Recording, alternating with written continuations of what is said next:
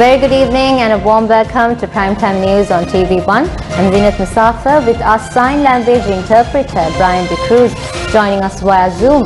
Now before we take a look at the news we have lined up for you, on behalf of the Newsfirst team, I wish all of our viewers a very happy Diwali.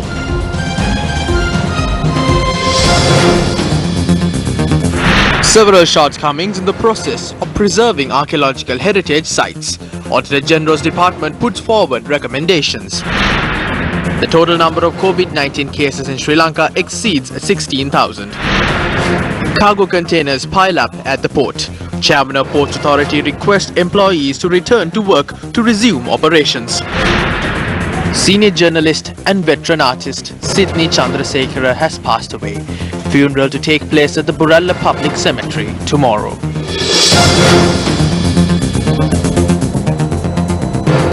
On to our lead story. An audit report has shown that illegal activities and development projects have threatened the existence of archaeological heritage in the country. According to a report published by the National Audit Office, a formal data file or system has not been prepared on archaeological exploration projects that have been carried out in the country. The report published by the National Audit Office showed that illegal activities and development projects have threatened the existence of archaeological heritage in the country. According to the report, the Department of Archaeology has failed to pay attention to achieving the objectives of the National Archaeological Policy that have been introduced more than 13 years ago. The Audit Office had found that the national policy has not been updated to suit the present conditions as well.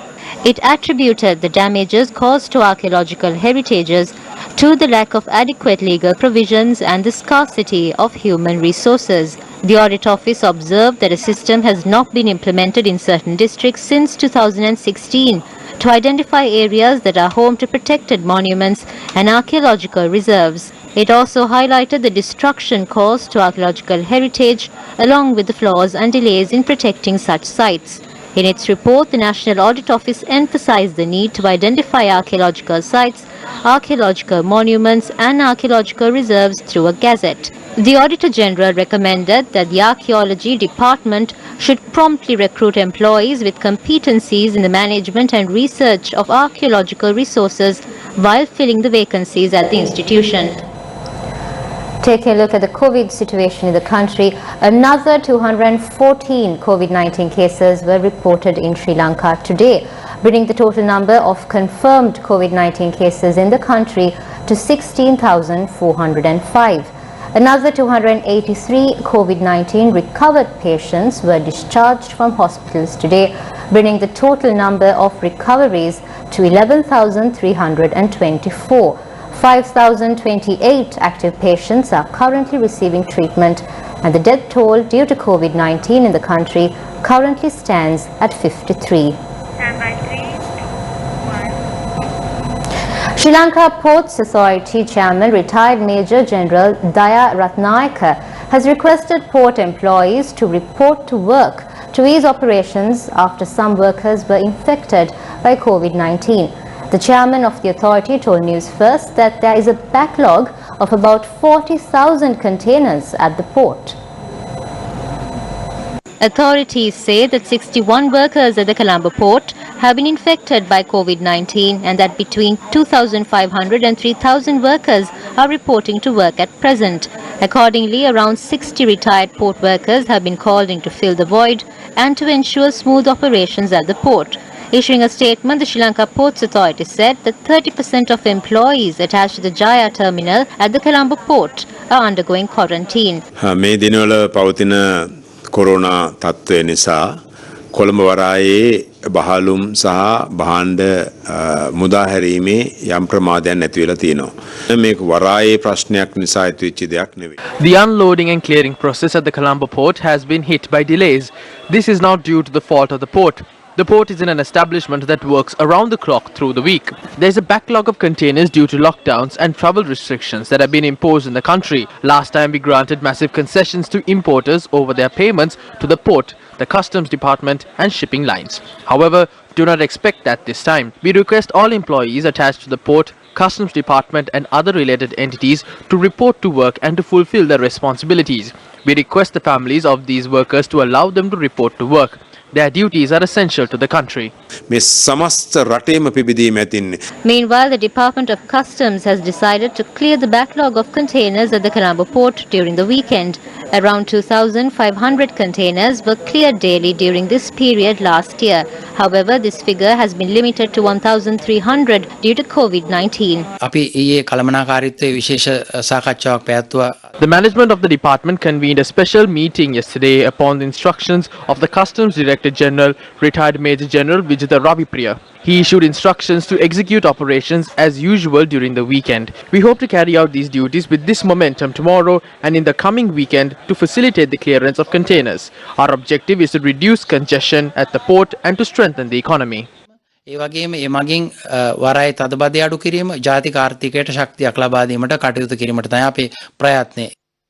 The Ceylon Association of Shipping Agents say that continuing delays in operation will affect the image of the port of Colombo. The port workers testing positive for COVID-19. The result has been inability to provide adequate operators for gantry cranes, RTGs and prime movers, resulting in low productivity and delaying vessel operations. The delay in operation causes berthing delays as the vessels cannot complete on time and the vessels that are supposed to berth having to wait for long periods of time. This is a huge cost for shipping lines. Mainland vessels cannot afford undue berthing delays, and if terminals cannot provide a berth on arrival or without delays, they bypass Colombo. The result is that the import cargo destined for Colombo is overcarried and discharged at another port, causing delays to importers. TS cargo is routed via another port, resulting in loss in revenue for the port of Colombo. And also delays to exporters. Shipping lines have issued advisories to the trade stating that the port of Colombo is congested and are restricting the acceptance of import cargo to Colombo. What is going to affect the port of Colombo most is that if shipping lines decide to move the transshipment base away from Colombo to another port, this will be a huge impact in the port of Colombo. We are already seeing cargo from Chittagong being diverted to Singapore and Port Klang as well as Krishnapatnam. We understand that the Minister of Ports and Shipping and the management of the SFPA are doing their best to manage the low labour turnout, but berthing delays, connection delays and bypassing of vessels is affecting the image of the Port of Colombo. The number of COVID-19 cases reported from prisons across the island has exceeded 300. 88 COVID-19 cases were identified from the Bogambara prison, 48 were detected from the Busa prison and 14 were detected from the Kuruvita prison. Among the infected COVID-19 cases are 5 prison officers. Meanwhile, Commissioner of Prisons Administration Chandana Ekanayaka visited the treatment centres in Kandakadu, Gallala and Balikanda, where inmates infected with COVID-19 are currently receiving treatment. The treatment centres at the Balikada Hospital, Kandakadu Quarantine Centre and the Teaching Training Centre at Gallala, where all inmates infected with COVID-19 are currently receiving treatment, operates under the purview of the Prisons Department. Their health is currently in a good condition. The medical staffers are carrying out their duties as well.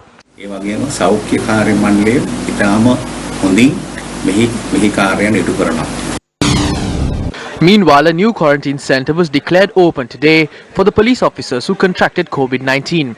The quarantine centre located at Zaira College, Maradana, was declared open under the auspices of Senior DIG in charge of the Western Province, Deshabanda Tennakon. Based on the drone footage we obtained, the number of individuals violating quarantine regulations has declined compared to previous days. We believe that the general public has understood the dangers of the virus and how it could affect the vulnerable. We will not have to take such measures if the general public adhere to COVID-19 guidelines and quarantine regulations. However, we hope to act in this regard during next week and during the weekend. Senior DIG Deshapanda Tennakon also visited the special quarantine centre located at the Madagama Viharaya in Gampaha, established for the context of the COVID-19 infected police officers.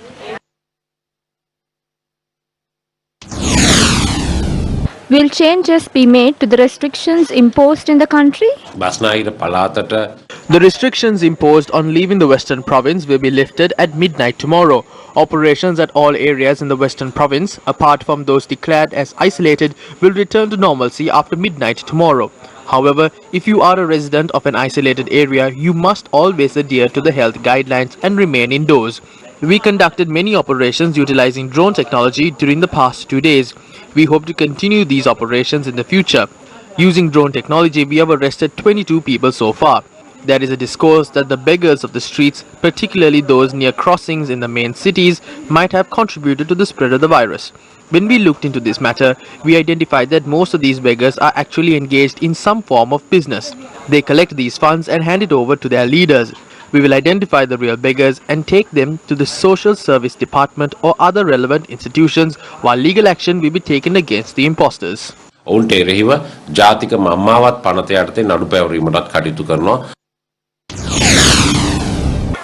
the detection of approximately 100 COVID-19 cases from the Manning Market in Petta, the government has expedited the process in relocating the Manning Market to Paliagoda.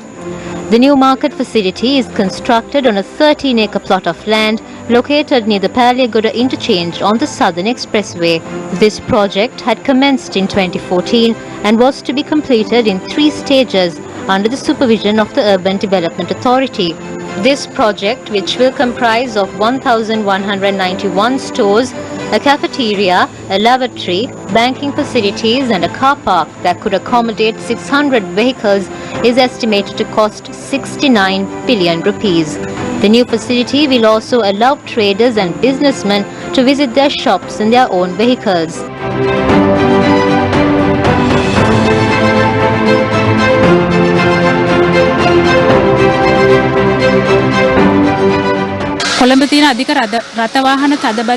We decided to go forward with this project to overcome the heavy traffic congestion in Colombo and other related problems. Accordingly, all wholesale trading centers in Colombo have been instructed to relocate to Paliagoda. Information regarding all traders at the Manning Market have been gathered, and the Colombo Municipal Council and the Urban Development Authority are currently processing these details. If not for COVID-19, we had plans to reopen the Manning Market on the 17th.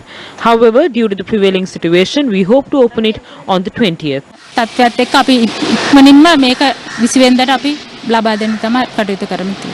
Are traders prepared to relocate? A meeting is scheduled to be held on the 17th with the ministers and MPs in charge, government representatives, police and army. We can only speak about the mechanism in place based on the operations that are carried out. We commend the government for this. We believe this facility will support our farmers, traders and customers as there will be less vehicle congestion. In my view, this facility will be one of the best in Asia. I think all traders would agree with me. This has been our dream. We have not had a proper market facility until now.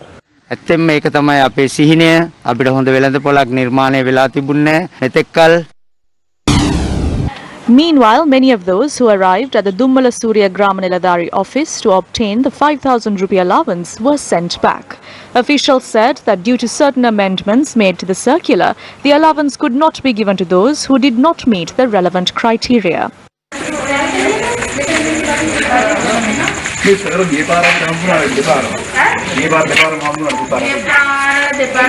This time it's different from the previous time. We have displayed the circular. Check that.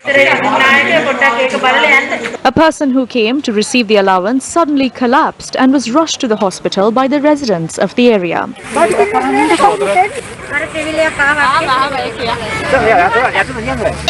My husband faced an incident. He had to go to Colombo for treatments and he is stuck there. And now these people are not giving us the 5,000 rupee allowance. We are only useful for them during election time. He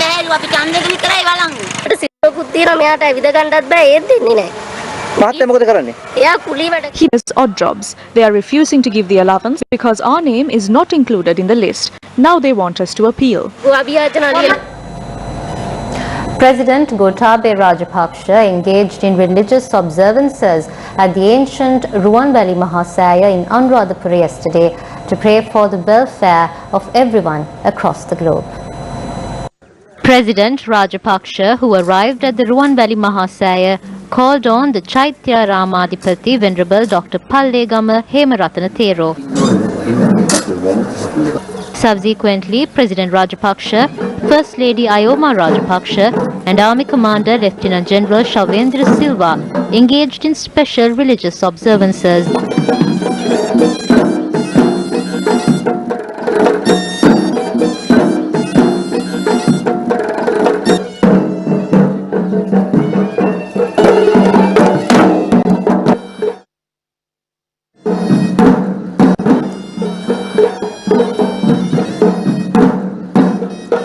The Mahasangha also blessed everyone engaged in health and security services who are in the forefront in the fight against COVID-19.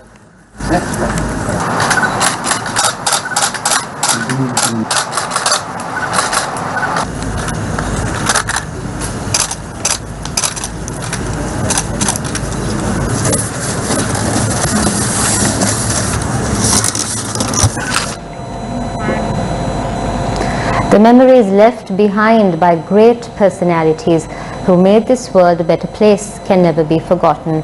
Sydney Chandrasekhara, a household name among the people of Sri Lanka, bid goodbye to us for one last time today.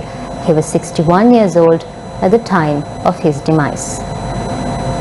වැඩක් කරනකොට ඉස්සරලම හිතන්න ඕනේ මේ වැඩෙන් කී දෙනෙක්ට ප්‍රයෝජනක් තියනවද?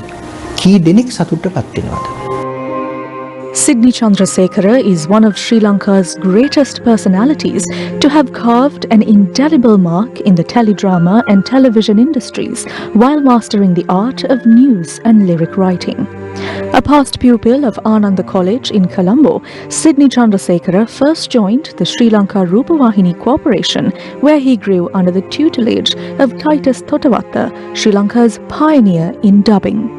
He went on to serve as a teledrama producer at Sri Lanka Rupavahini Corporation and made waves in the industry by directing the country's first ever studio-based teledrama with multi-camera technology.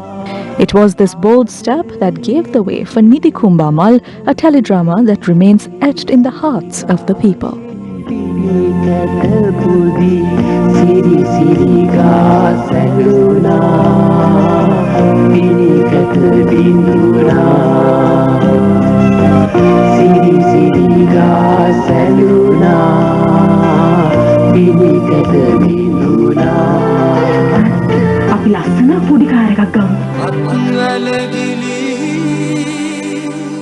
Sydney Chandrasekhara, who did not settle for mediocrity, was the backbone of popular teledramas including Kumarayanani, Piyambana Asaya, Samudra Jaya, Pembarayanani and A9 that was aired on Sirasa TV.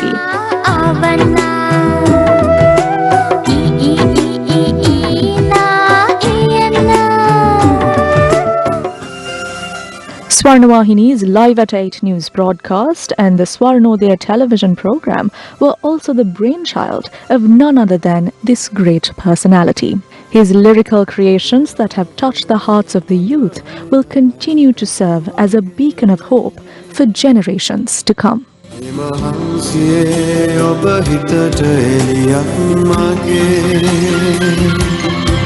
මම ඇහැව්වා හොරෙන් හදවතින් අපි වෙන් වෙන තරමට කියනා දේවල් සඳහිරු තාරකා පායනාල ඔබ හින්දා බෑමට මේ තරම් ඉවසන්න කල්පනා ජීවිතේට පාට පාටින් පාට කෙරේ ඔයාගේ පැතින් සඳක් වාගේ බබලේ අපි ආදරේ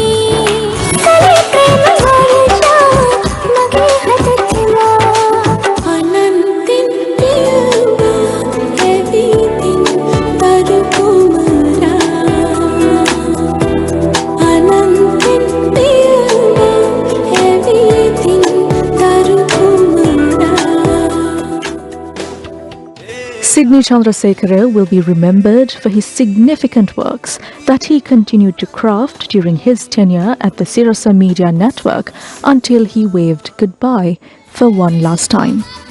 The Media Network's theme song for the 2013 Commonwealth Heads of Government meeting, Run Bhumi, and Sitanna are some of his magnificent creations.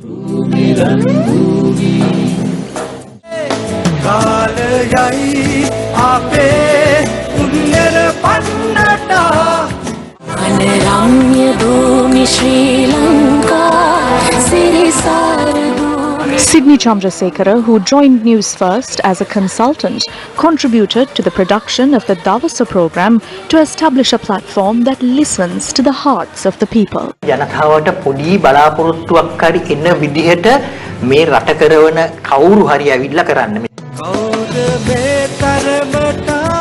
It was this personality who portrayed the hidden reality of Sri Lankan politics through his show titled Good, Bad, Ugly that won many hearts. It was his words that offered hope to the people at a time when fear and uncertainty gripped the country in April last year.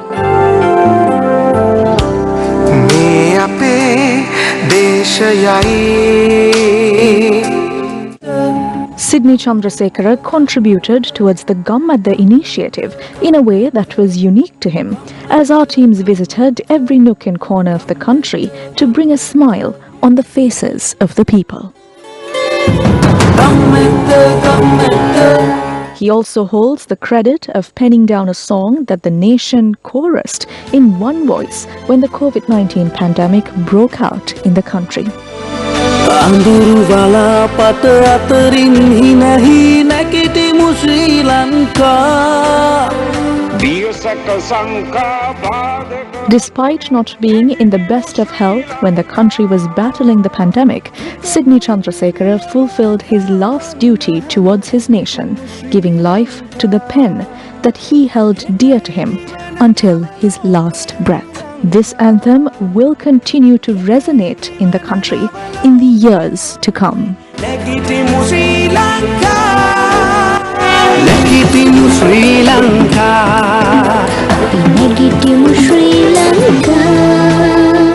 සමහර සින්දු තියෙනවා මට එකපාරම එනවා. ඒ එන්නකොට අර කතාවක් තියෙනවනේ මේ නිර්මාණය එන වෙලාවයි මාරය එන වෙලාවයි කියන්න බෑ කියලා. හොඳ නිර්මාණයක ඉවිලේ ඉඳන්නේ මාරත් ඒ වෙලත් වෙයි.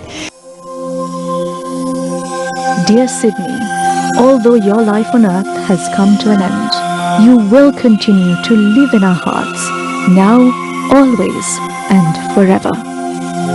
ඇස් දෙක පියාන නිදා ගන්න මට බෑ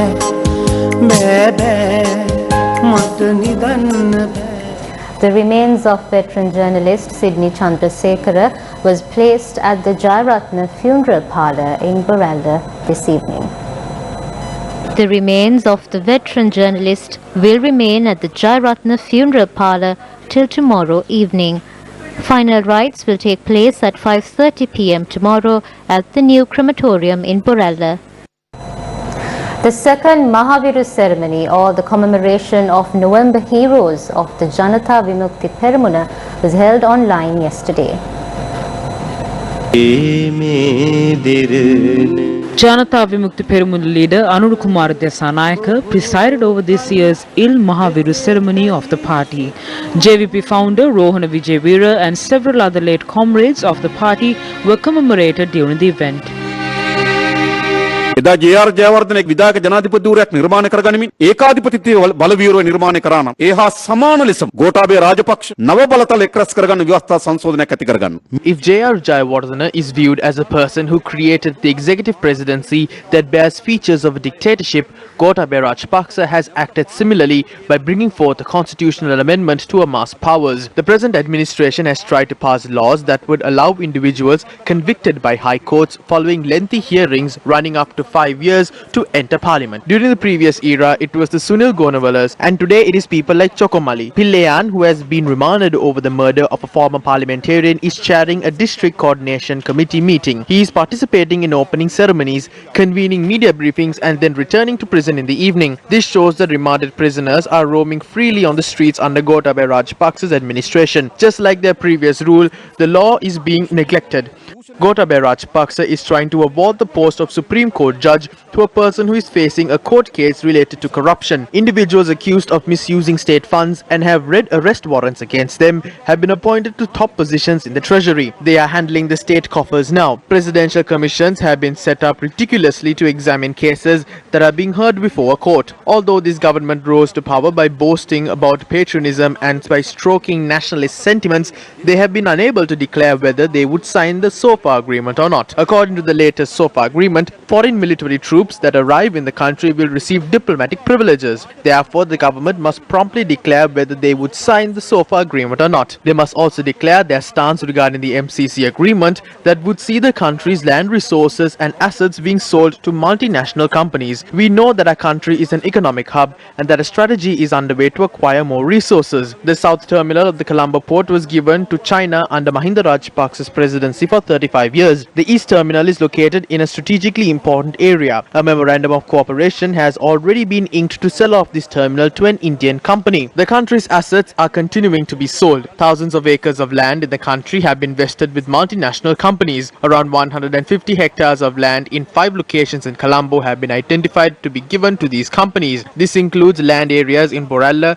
Kalania, Paliagoda, Kolpiti and those near the Kalania River. The country has found itself in a debt trap of 14 trillion. Although this country has 2 harvesting seasons, 5 gazettes have been published to control the price of rice. Can the cost of rice be controlled through gazettes? Gazettes have been issued for coconuts, salmon, sugar and dal. That is the tragic situation of the country. We do not believe that the prices of these commodities can be brought under control by a gazette published by the Department of Government Printing. We understand that the COVID-19 pandemic is natural. However, we will not accept that the impact caused by the pandemic is natural. Who is being affected the most? It is the people in lower economic classes who are more prone to the virus. Who is facing the brunt of the pandemic? Who has lost their mode of income? People who used to earn daily wages by selling king coconuts or other products have lost their earnings. The people who use public transport have to pay additional fares. We require a new form of struggle now.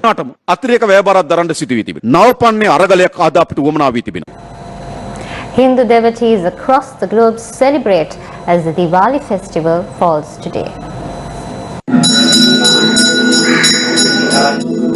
Coinciding with the 15th day of Kartik, the holiest month in the Hindu lunar calendar, Diwali marks the triumph of good over evil, of light over darkness, and to mark the return of Ram, the Lord of Virtue, to his kingdom after 14 years of exile. Traditional earthen diyas or candles are lit and fireworks are set off as a mark of spreading the light and defeating the spirit of darkness. The customs and traditions of lighting lamps also symbolize the establishment of justice in the face of injustice. Religious observances at Kovils took place with a limited number of devotees.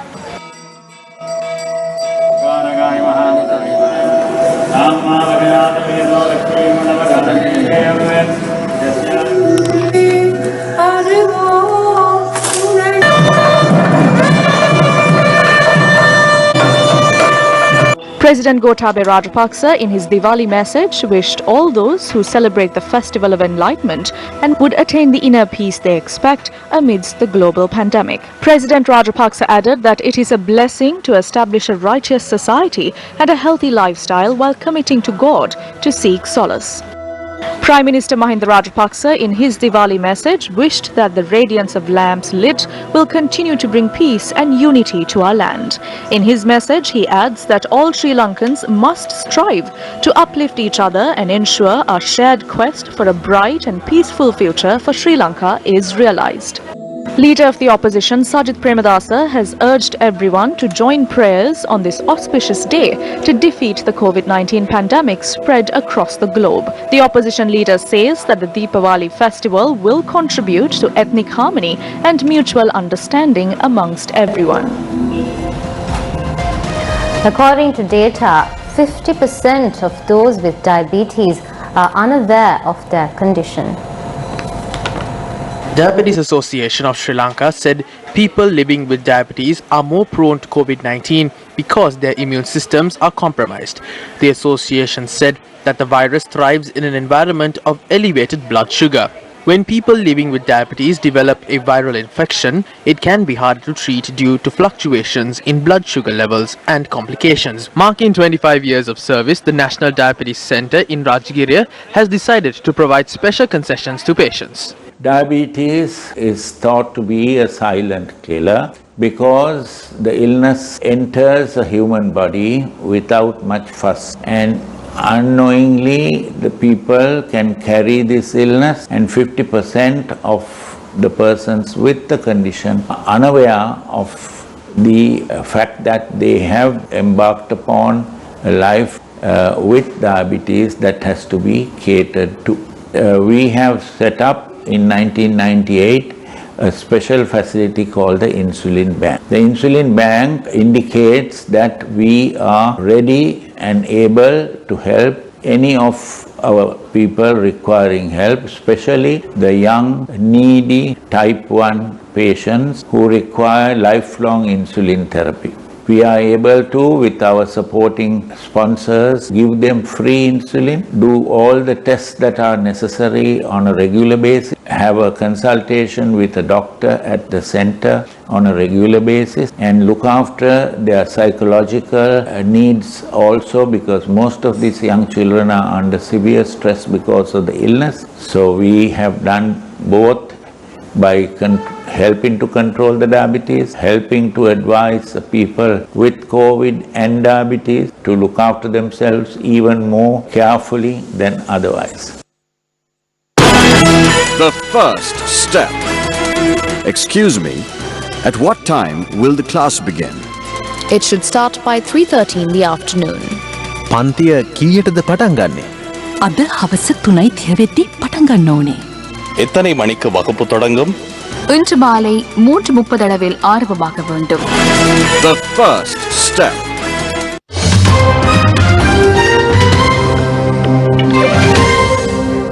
News from overseas. US President Donald Trump said he expects a COVID-19 vaccine to be available for the entire population as soon as April. In his first public remark in over a week following his election loss to Democratic challenger Joe Biden, Trump also said he expects an emergency use authorization for Pfizer's vaccine extremely soon. We will work to secure an emergency use authorization, which should be coming down extremely soon, and my administration will then coordinate the distribution of the vaccine. It will be approved, I think, again, it will be approved very, very quickly, we hope. In a reference to the election result, he said, quote, "Whatever happens in the future, who knows which administration it will be? I guess time will tell," end quote. Trump has yet to concede the election to his Democratic rival. Meanwhile, foreign media projects that US President-elect Joe Biden has won the state of Georgia, the first Democratic candidate to do so since 1992. The win solidifies Biden's victory, giving him a total of 306 votes in the Electoral College, the system the US uses to choose its president. And that's the wrap of Primetime News. You can log on to our award-winning website, www.newsfirst.lk, for more of the latest updates. I'm Zinat Musafir, along with our news interpreter, Brian De Cruz. Thank you very much for watching News First. Good night.